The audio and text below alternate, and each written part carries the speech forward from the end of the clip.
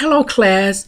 First, let me start by apologizing for all of the confusion that I had about this video. I was totally unaware of the fact that none of you guys can view my video. I do apologize for that. And here it is. I thought I had did such a fantabulous job, and I sent the video, kind of find out nobody ever saw the video. So I do apologize for that. Actually, when I was trying to do the self-analysis of the video, I was so upset because I received a message saying that my video could not be uploaded. I was like, oh my God. But again, I apologize for that. Thank you so much, Michael, for reopening the forum to give me a chance to get this taken care of. So first, let me start by giving you a bit of a background about myself. My name is Michelle. There are a lot of people that call me Mitch, mostly my family members, but I go by Michelle or Mitch. Either name is okay with me. I'm a mother of 9. Yes, I have 9 children. Now I'm going to give you a breakdown of the 9 children that I have. 5 are my biological children, 4 are foster children. So I have a 27, 29 year old. I have a set of 20-year-old twins. I have a 10-year-old. And my foster children ranges in ages from 2 to 10. So I have a 2, a 5, a 7, and another 10-year-old child. So we just have a big happy family over here, just a house full of kids. It's just all fun. How I got into foster parenting is I always want to do like extra stuff for people. I don't know why. It's just been a part of me. I just like to I just want to do extra things for people. And one day I just thought, let me begin to help children that are less fortunate and children who just need the extra love. So that's when I just, went on and, weighed out the options and got into foster parenting. And believe it or not, it's rewarding. It has its ups and downs, but it's rewarding. I'm a senior here at IUN. Praise God for that. I'm a senior. I am now in the nursing program. I received a bachelor's of liberal arts from here in 2007. I was in an education program as well, but I opted out of the education program. I had some circumstances at home that I needed to attend to immediately, so I opted out. But upon my return back to the university, I just decided to do what I want to do in the very beginning, which is to be an RN, because I'm already an LPN. So I don't know what made me switch from an LPN to a teacher, but I was going to try to figure out both. But an easier route for me is to just go ahead and be an RN, since I already have half of the knowledge that I need to go ahead and, be certified.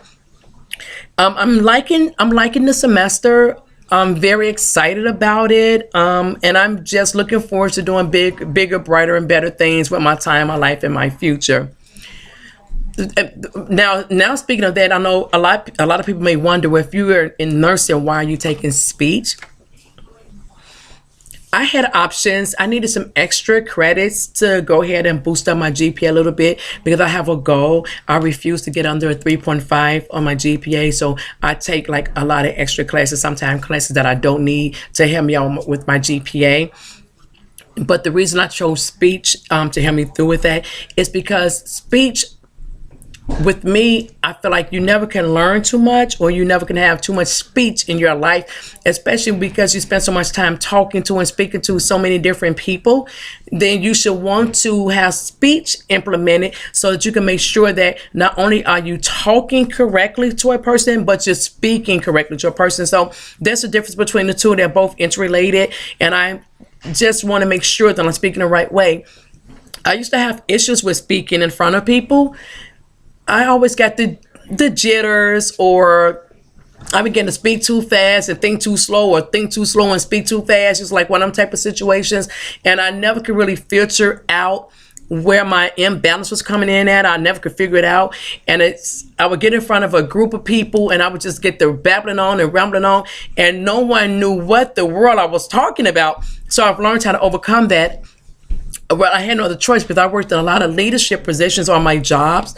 And I was supervisor a few times. I was a floor manager, and I had to be the one in the forefront. I had to be the voice of the company. I had to, talk to teams of people and nurses and get things together, and that's what they were looking forward to. And I had to do this because I couldn't let my job down. So, I decided it's been a very long time since I've had speech implemented. So let me just go ahead on, pick up a speech course and learn more, because as far as I'm concerned, you never can learn too much. Another thing that I would like to talk to you about now, I would like to talk about the PRPSA score, that assessment that I took. Well, I took the assessment. If I remember correctly, my score was a 97. I'm sorry, my score was, let's reverse it. My score was a 79, which means that I was like below average for that. So after, taking the assessment and going over it, I know the areas that I need to work in. And believe you me, I've started working in them areas already. Some things that I do understand. Okay, things that I do understand about speaking as well. So let me go back a little bit. I used to always have a fear before I got to speak. But now I have learned that fear and that nervousness and that little slight anxiety, those are all good things. So that being said, I'm kind of okay now about the fear that I had then. But, when you were smaller and younger and growing up, your parents always said, well, my parents always told me, well, let me tell you one thing about fear. Fear will keep you out of trouble. Hey, but now I think about it now, I guess that's absolutely right, because if you have a certain amount of fear, there's some things that you will and will not do because of that fear. That fear creeps up, and of course, the fear does what? It keeps you out of trouble. And sometimes I hit the struggle of, if I was speaking, okay, how can I explain it to you? Okay, if I'm speaking to you, let's say I'm talking about on the topic on going to a used car dealership. Even though I have my thoughts formulated in my mind, how I want it to come out and for you guys to receive it, my mind is going a million miles a minute. This is what I'm thinking. Are they listening to me? Am I speaking too fast? Do they know what I'm talking about? Am I making sense? Am I engaging with the audience? All these things are going through my head, and I'm getting nervous and nervous and nervous. I'm like, oh my God. But then I would look around the class. So I look around the audience, and I would, like eye contact with a person. And as I'm speaking, I would give a nod, like, you know what I'm talking about. And when they nod back, oh my God, it's like the clouds open up and Michelle is having a great day to give her a speech. So, I like that part about speaking or whatever. I've learned that it took me years to overcome it, because I believe I had a few self-esteem issues that I finally just overcame. Some things that I would like to do moving forward, now that I've learned all of the things that I have learned this far in this speech semester, some things that I would like to do, some strategies that I would like to accomplish.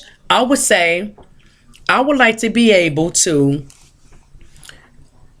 not really like an impromptu speech, but I would like to be able to get up in front of you guys, stand tall, stand proud, and speak, and never worry about, are they really listening to me? Am I engaging? I want all those worries to be gone. So what I'm going to do to overcome that is I'm going to speak very well. I'm going to make sure that I'm speaking about something that I'm passionate about, because I've learned as well, even just this semester alone and from my own experience, when you're passionate about something and that's what you're speaking about, to me it's so warming to the audience, because they can really connect to you because your feelings are sincere. Everything you're talking about is coming out. You don't have to worry about picking up a piece of paper, looking at the paper. You don't have to worry about, anything, because everything you're speaking about, you're speaking from the heart, and it's so heartfelt that way. So with all of that being said, I would like to say thank all of you for taking the time to view this video. Again, I would like to apologize for not being able to view it in the first place, and I'm sorry that will not happen again. I figured out what I did wrong. I fixed the problem, and it will not happen again. So again, thank all of you guys so much for taking the time to view this video. And Michael, thank you again for reopening the forum just to give me an opportunity to post to this forum. Again, thank you guys, and I hope to see you soon. Bye-bye.